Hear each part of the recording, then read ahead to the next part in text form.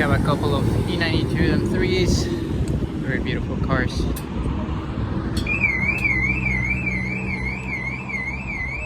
And an alarm just went off.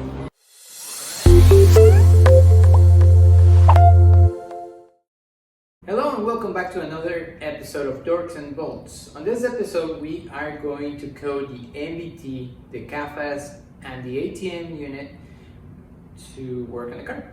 We're going to enable some options and change things around a little bit. Before we start the video, I want to show you a little bit of images that I had, a BMW Montreal club invite that I had a few days ago, and it was fun meeting other enthusiasts of BMW around my area, and just had a few little clips here and there. Also, I want to let you know that for this video we have partnered with Retrofit My Beamer, and if you use this code on their website, you can get a 10% discount on any parts, codes, or anything that you get from them. They're great people and they're really ready to help you out to retrofit whatever you want to do. So anyway, let's start the video and keep up with the coding. Today we're at Club Montreal and we are seeing a few nice cars. For example, people will keep coming. Let's see what we have over here.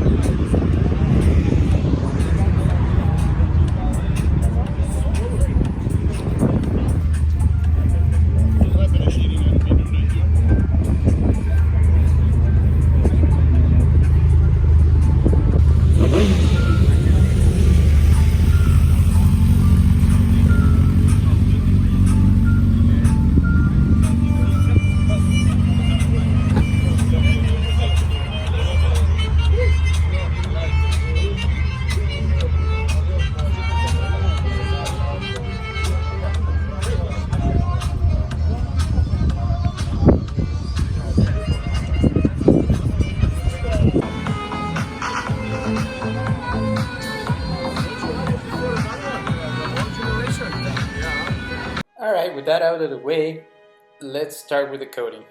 So first thing we're going to do, as usual, is we open our ESIS and read the FA. So connect to your car following the usual steps, selecting the right chassis, the level of your I step, and then just do read. Also, as a safety measure, always save your SVT and your FA, just in case we mess something up. We can just go back and make sure we have all the CAFD files and all the information there to recover whatever we mess up. So next thing that we're going to do is we're going to open our FA, and we see that we have our year is 11/2013 for our car, and we can check all the options that the car has currently. We are going to see what do we have, and at this point we're going to modify all the options that we have in the car.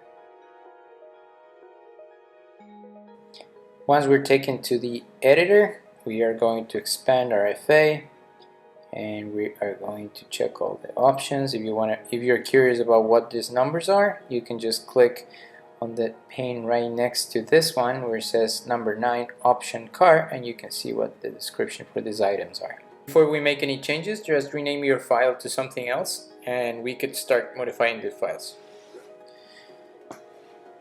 So this is our new file. The elements that you need to modify here are basically you need to remove 8S4 and 5AP. Those are basic for the headlight, automatic headlight assist. You need to remove those. Plus you need to add 5AC. Then you need to add all the numbers that are on the 6AN, 6AP, 6CP, 6NW, since I'm doing the wireless charger, or you can just leave it as 6NS if you just want to expand the functionality. For the KAFAS options, the ones you need to add are 8TH and 5AS. That's for your driving assistance and the speed limit information. Once we have added all those options, we can validate that they are on the list. So we see that we have 5AC, ATH, and 5AS, and all the 6 options that we added for like the teleservices, connected drive, real-time traffic information, and all that stuff. So I think with this, you know that the options are saved on your VA and you're ready to code the car. Please note that we need to maintain the time for 11:13. Don't change that. Now we're gonna go to the VCM. We're gonna load our file and we're gonna calculate.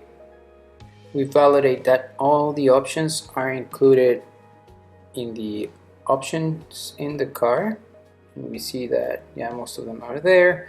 So we are ready to write the actual FA on the car master VCM.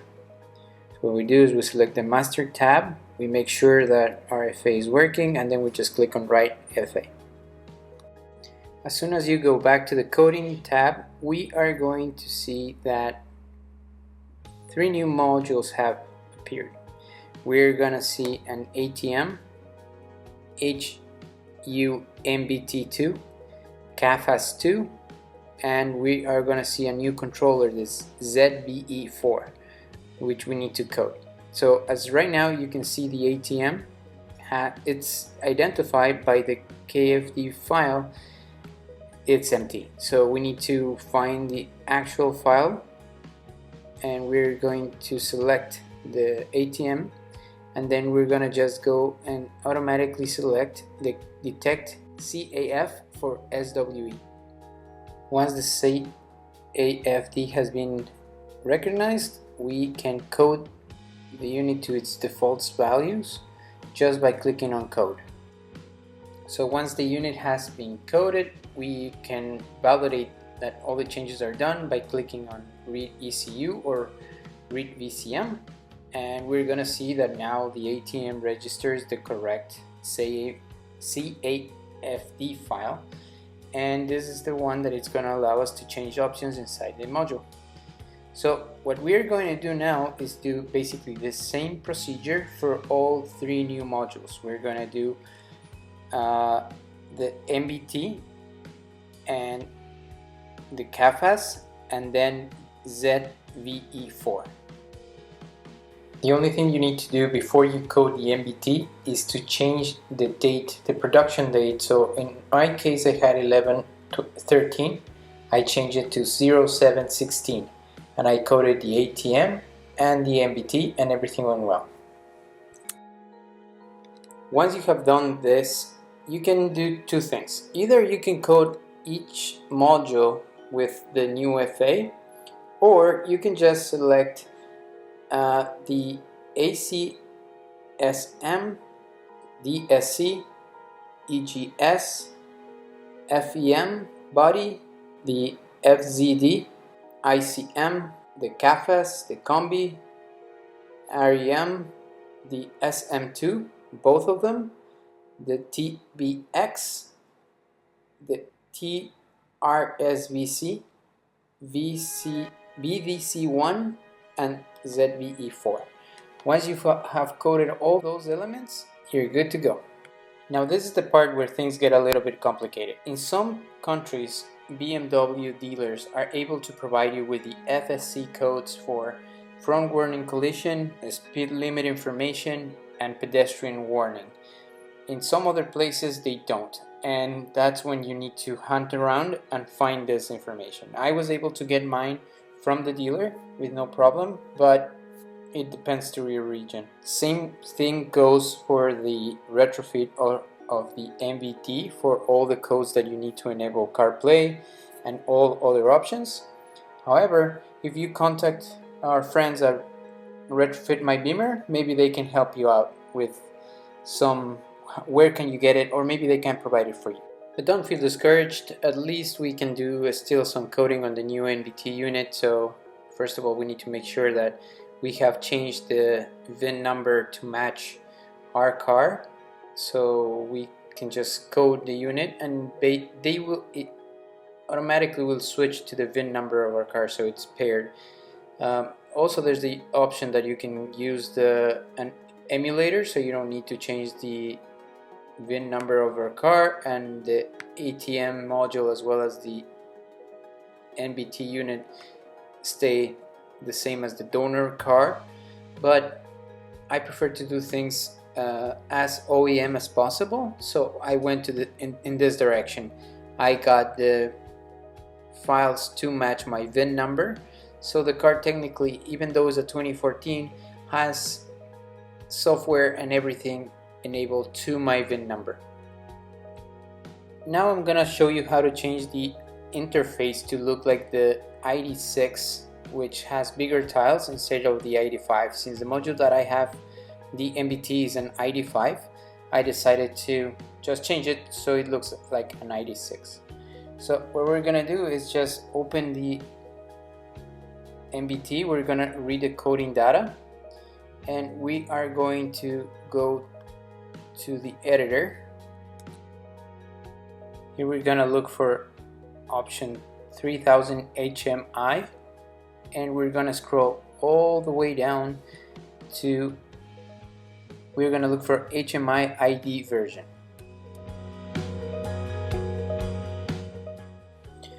Here we're gonna change our version from ID5++. We're just gonna set it to ID6 Lite. And with that, our interface, or at least the graphic interface, will change and we'll have bigger tiles than the ID5. To enable CarPlay, we need to first make sure that we have the SFC code injected to the NBT and enable this option. Now for the KAFAS, we need to calibrate the camera that we just put on top of that we installed on the windshield. For this, we're gonna use shady, which is gonna help us calibrate the camera so we have the line departure, pedestrian recognition, and speed limit information. Alright, so what we're gonna do is we're gonna open ISTA and we're gonna launch the complete identification. We're just gonna connect with the eNet to do this. So here we go. And now we can see that our ID6 interface is working. After the coding, we can see that our departure warning lights are there. We can also see that when we have our automatic button here, that you can check out the other video how do we retrofit this. So when we press it, and for this to work, you need to have it on automatic and it will work there. So we will check this option when we go outside. Since it's dark already, we see that we have our speed limit information right there, and we also recoded our options so it goes white and orange. You can also check out that video after.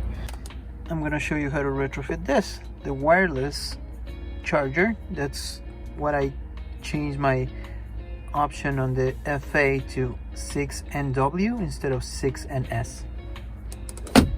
And I have installed the other microphone here as well. You can check that on the other video that I did before. So anyway, now that the car has read all the information, we are still reading on this.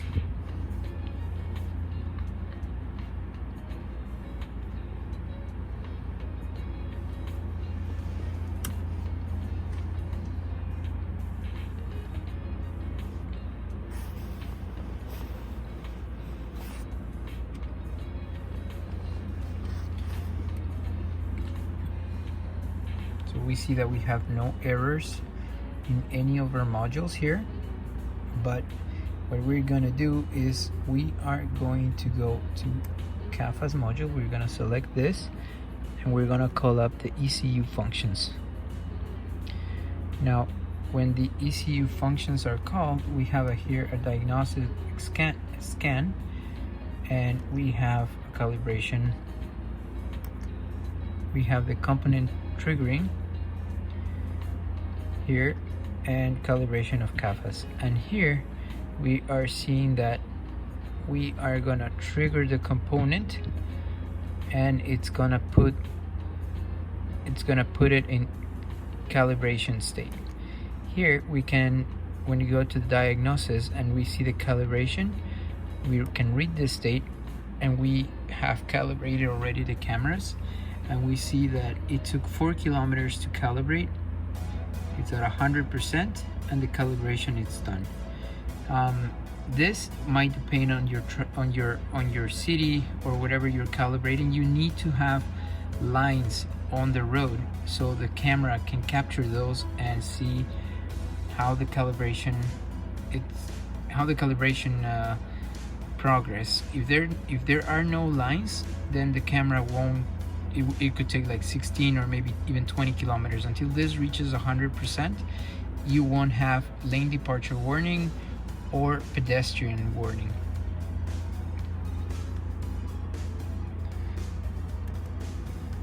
Okay, so what we can also do here is we can see that we have all the options to detect the systems, the heating. We can see what kind of variations we have installed, what kind of codes we have installed for our module, and we see that we have lane departure warning, it's enabled. We have the FLA or the high beam assist.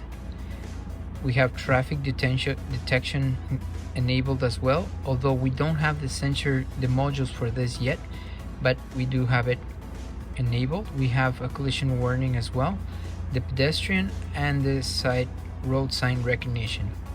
Also, quick note, the high beam assist won't work until it's calibrated, so you need to drive at night for at least a couple of kilometers, maybe even 10, so the lights calibrate themselves to the light at night. So with all that, we just need to go and test it.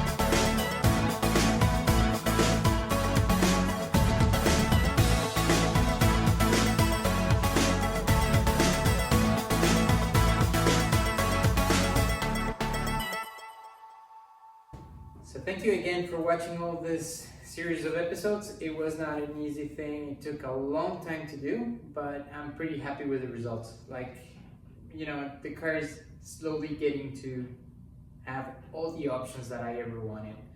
I'm still gonna have to do the wireless retrofit, the wireless charger,